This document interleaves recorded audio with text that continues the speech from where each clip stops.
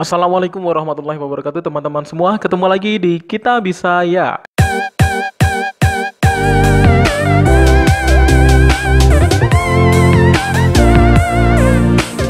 Baik teman-teman semua, ini udah lama banget aku nggak upload dan ternyata selamat juga ya yang sudah masuk ke SKB dan terutama terkait dengan adanya musibah gitu ya. Jadi SKB diundur dan itu juga jadi sisi positif juga, kalian menjadi lebih panjang ya untuk belajarnya gitu. Oke, pokoknya nikmatin aja, nikmatin sambil menunggu pemberitahuan dari pemerintah gitu ya tentang pelaksanaan SKB.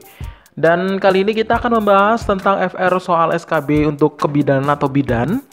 Jadi ini adalah FR yang aku temuin ya untuk teman-teman di formasi kebidanan lah pokoknya. Semoga nanti FR ini bisa membantu teman-teman semua ya untuk ketika masuk ke soal SKB. Dan kali ini kita membahas tentang FR-nya, bukan soal-soalnya, tetapi kisi-kisi soal yang pernah keluar ya. Jadi teman-teman nanti bisa memberi apa ya?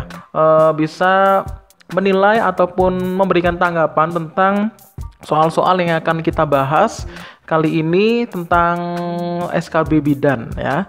Untuk kalian yang belum klik tombol subscribe dan juga klik tombol loncengnya, silahkan klik dulu supaya nanti kalian tahu notifikasi terbaru untuk video ke selanjutnya ya. Dan jangan lupa juga untuk share video ini kalau video ini bermanfaat untuk teman-teman kalian dari beberapa informasi yang telah saya buat videonya. Semoga nanti bisa menemukan di sini ya. Oke, kita langsung aja. Yang pertama, ini saya mendapatkan dia nggak nebutin namanya ya, tapi di sini untuk bidan yang pertama adalah visi Kemenkes, Kementerian Kesehatan itu apa? Visinya, silakan Anda cari ya. Ingat di sini saya tidak memberikan jawaban ya, maaf banget. Tapi soalnya yang saya bahas di sini itu banyak banget permintaan dari teman-teman untuk membahas, tolong dong FR soal ini. Jadi saya nggak sempat nyari untuk jawabannya. Jadi di sini saya menyediakan materi, silakan Anda cari jawabannya seperti itu. That is fair ya. Ini adil pokoknya. Jadi nanti teman-teman bisa memberikan gambaran atau memberikan jawaban sendiri dengan kisi-kisi yang Anda sudah saya share di sini ya. Kemudian adalah setelah visi Kemenkes, yang kedua adalah nawacita tentang kesehatan. Ya, nawacita. Saya sendiri bukan orang kesehatan, jadi saya nggak terlalu paham tentang hal-hal tersebut. Nawacita tentang kesehatan, kemudian kesetaraan gender itu SDGs yang keberapa? SDGs itu singkatan dari apa coba teman-teman yang dari kesehatan ya harusnya bisa tahu ya. Kemudian ada juga undang-undang BPJS. Ini undang-undang nomor berapa, ya kan? Ada lagi kasus BPJS yang mungkin belum selesai sampai saat ini. Itu mungkin bisa aja keluar ya kan? Undang-undang BPJS. Kemudian undang-undang SJSN. SJSN harus diteliti karena di pilihan ada dua. Loh, ada dua. Berarti ini ada dua soal yang akan keluar kemungkinan loh ya. Undang-undang SJSN harus diteliti karena ada pilihan, ada dua. Di pilihan ada dua. Silakan dipelajari ya. Kemudian ada juga Undang-Undang nomor 40, bidanya di tahun. Maksudnya apa ya? Oh, mungkin ini masih terusannya atasnya ya. Undang-Undang SJSN ini harus diteliti karena ada pilihan, ada dua. Undang-Undang nomor 40 bedanya di tahun. Oh, bedanya di tahun aja gitu maksudnya. Undang-Undang nomor 40 ada yang tahun berapa sama ada yang di tahun berapa gitu maksudnya nih FR-nya ya. Jadi ada dua nih Undang-Undang 40 tentang apa. Nanti tinggal dicari ini 40 yang tahun berapa. Silakan dicari isinya tentang apa. Kemudian tanggal hari cuci tangan sedunia ya. Tanggal hari cuci tangan sedunia. Kemudian langkah cuci tangan yang benar menurut WHO ada berapa? Kalau yang saya lihat sih ya gitu ya. Ada yang bilang 5, ada yang bilang 6. Tapi saya nggak tahu ya yang benar yang mana menurut WHO loh ini ya. Menurut WHO. Kemudian penerima PBI itu siapa? Apa maksudnya PBI? Penerima PBI itu siapa? Kemudian ada juga program cerdik tadi masuk diet sehat. Program cerdik tadi masuk diet sehat. Ya, saya cuma iya aja soalnya saya nggak terlalu paham nih maksudnya gimana ya. Program cerdik tadi masuk diet sehat. Kemudian HKN pertama kali dirayakan oleh siapa? HKN itu singkatan dari apa? Silakan dicari ya teman-teman ya. Oh, ini malah di saya pilihnya Soekarno. Berarti dia udah milih nih Soekarno. HKN pertama kali dirayakan. Oh, mungkin Hari Kesehatan Nasional kemungkinan loh ya ini ya. Saya pilihnya Soekarno, dirayakan oleh siapa? Kemudian tenaga kesehatan yang boleh tidak ada di puskesmas itu apa? Oh, di puskesmas itu mesti ada yang tidak harus ada gitu maksudnya ya. Kemudian pilihannya adalah bidan, perawat, analis lab, sanitarian atau fisioterapi ya. Ini masih ingat orangnya. Jadi pilihannya yang nggak boleh ada yang boleh tidak ada di puskesmas itu apa? Bidan, perawat, analis lab, sanitarian atau fisioterapi yang boleh ada. Kalau saya datang ke puskesmas mah nggak tahu ya. Yang penting kita nyari polinya, poli apa gitu ya.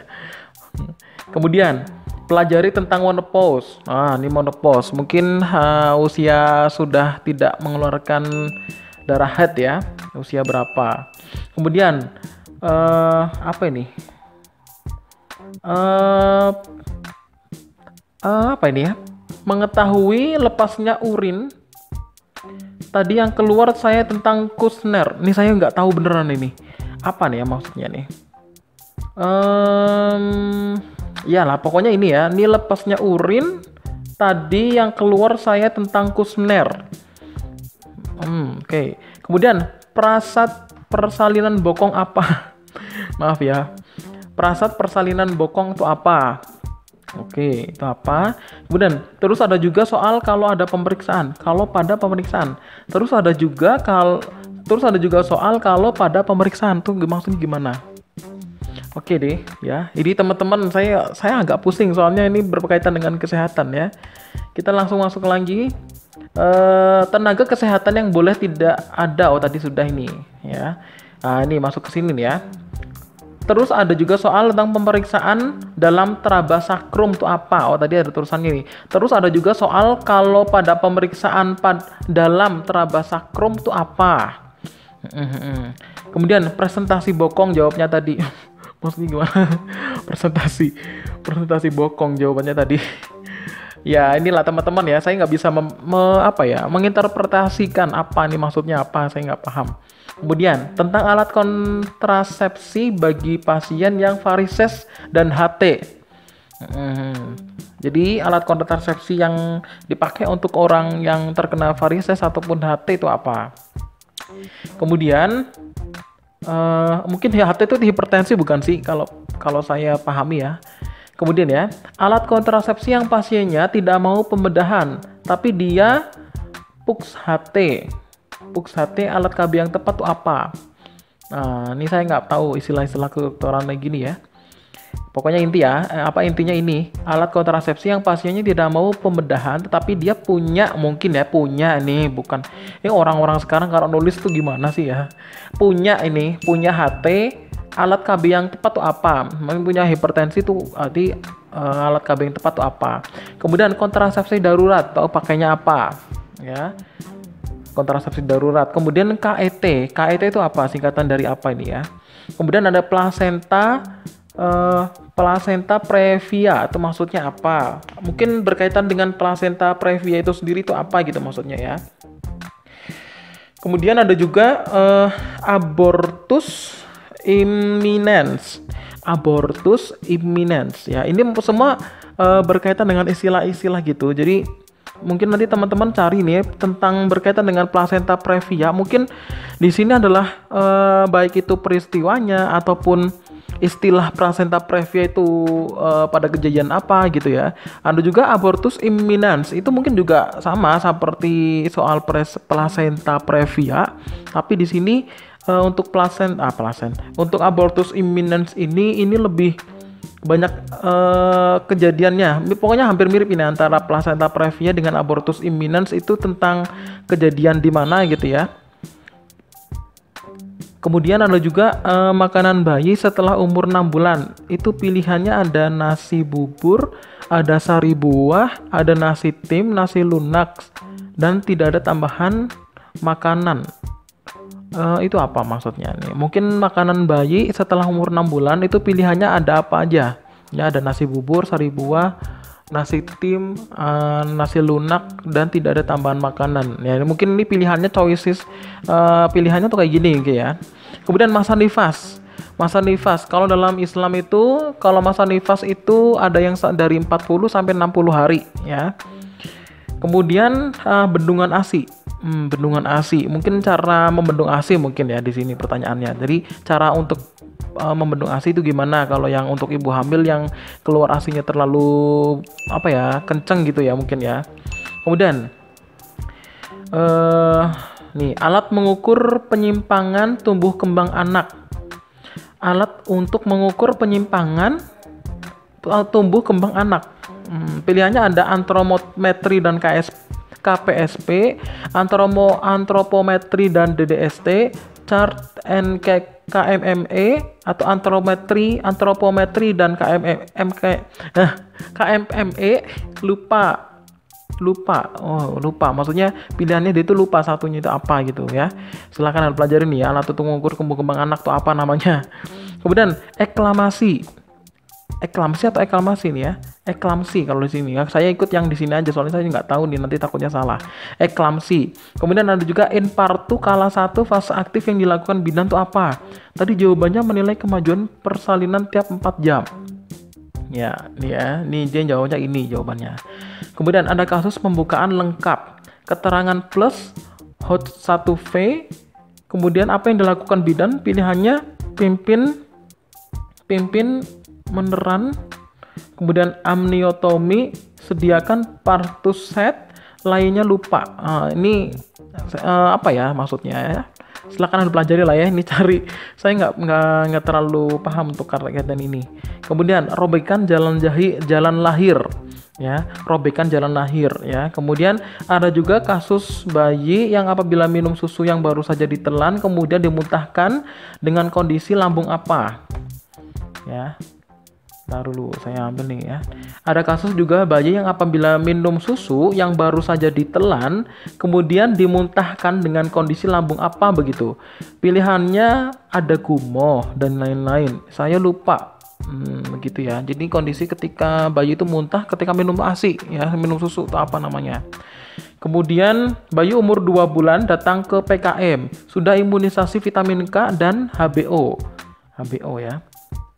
Kemudian imunisasi apa yang tidak boleh dilakukan oleh bayi tersebut? Oke. Silahkan Anda cari nih ya.